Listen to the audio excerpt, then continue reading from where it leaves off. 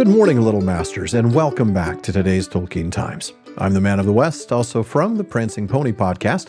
Last series, we took a break from our usual Fandom Fridays to explore some of Tolkien's rich poetry in the Lay of Leithian, and we're back to it again this series as well.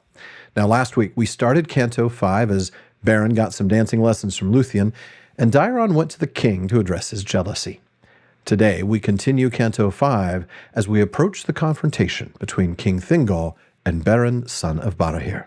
And we'll pick back up with Thingol questioning Daeron. "Whither thy riddle points is plain," the king in anger said, "but deign to make it plainer. Who is he that earns my wrath? How walks he free within my woods amid my folk, a stranger to both beech and oak?" But Daeron looked on Lúthien's face and faltered, seeing his disgrace in those clear eyes. He spoke no more, and silent Thingol's anger bore. Then Lúthien stepped lightly forth. "Far in the mountain-leaguered north, my father," said she, "lies the land that groans beneath King Morgoth's hand. Thence came one hither bent and worn in wars and travail, who had sworn undying hatred of that king. The last of Beor's line, they sing, and even hither, far and deep, within thy woods the echoes creep, through the wild mountain passes cold, the last of Beor's house to hold a sword unconquered, neck unbowed, a heart by evil power uncowed. No evil needst thou think or fear of Beren, son of Barahir.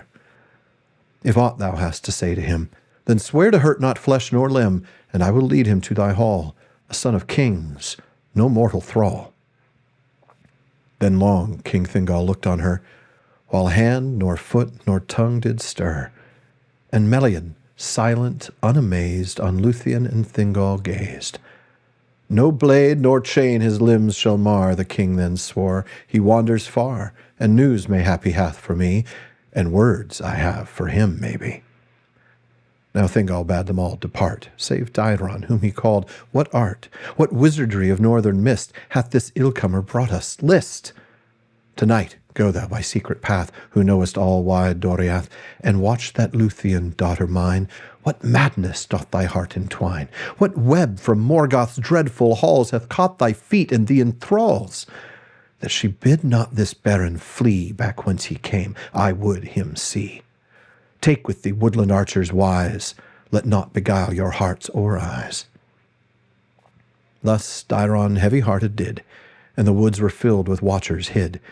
Yet needless, for Lúthien that night led Beren by the golden light of mounting moon unto the shore and bridge before her father's door, and the white light silent locked within, the waiting portals yawning dim.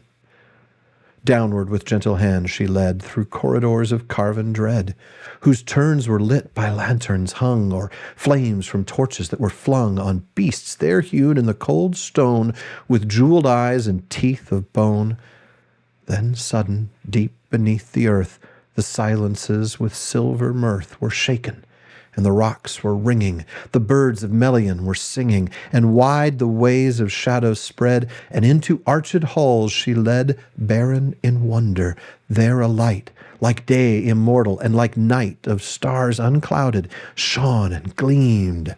A vault of topless trees it seemed, whose trunks of carven stone there stood, like towers of an enchanted wood, in magic fast forever bound, wearing a roof whose branches wound in endless tracery of green, lit by some leaf-imprisoned sheen of moon and sun, and wrought of gems, and each leaf hung on golden stems.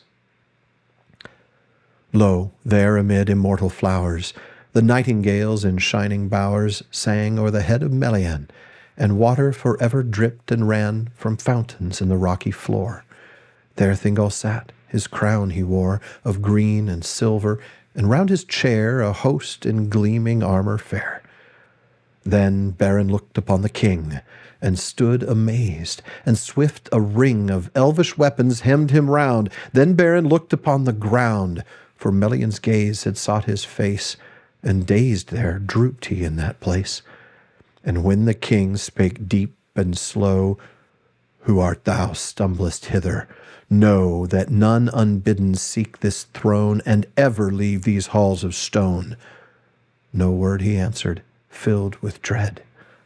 But Lúthien answered in his stead, Behold, my father, one who came pursued by hatred like a flame. Lo, Beren, son of Barahir, what need hath he thy wrath to fear, foe of our foes, without a friend, whose knees to Morgoth do not bend? Let Beren answer, Thingol said. What wouldst thou here, what hither led thy wandering feet, O mortal wild? How hast thou Lúthien beguiled? Or darest thus to walk this wood unasked in secret? Reason good 'twere best declare now, if thou may, or never again see light of day. Then Beren looked in Lúthien's eyes, and saw a light of starry skies, and thence was slowly drawn his gaze to Melian's face, as from a maze of wonder dumb he woke, his heart, the bonds of awe there burst apart, and filled with the fearless pride of old, in his glance now gleamed an anger cold.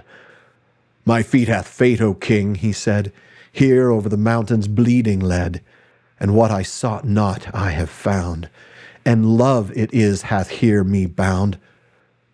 Thy dearest treasure I desire, nor rocks, nor steel, nor Morgoth's fire, nor all the power of Elveness shall keep that gem I would possess. For fairer than are born to men, a daughter hast thou, Lúthien. You got guts, that Beren, I gotta say. Woo, woo, woo, chills. That is a passage. So, going back, although he's come this far, Daeron falters at the end. He's unable to answer Thingol. He looks at Lúthien and is rightly ashamed. Instead, though, she boldly comes forward and names Beren and promises to introduce them, if Dad will promise not to hurt him. Now, we get a moment here that isn't part of the prose story that we're familiar with in the Silmarillion. Thingol asks Daeron, right? He says, hold back. Take a bunch of archers, follow Lúthien. I want to make sure that she doesn't tell Beren to run, because I've got words for this guy. But such treachery isn't needed. Lúthien does what she promised and brings Beren back to the Thousand Caves, where he is confronted by an angry Thingol. Now, his head bowed at first, Beren can't answer until he looks into Lúthien's eyes and then up to Melian.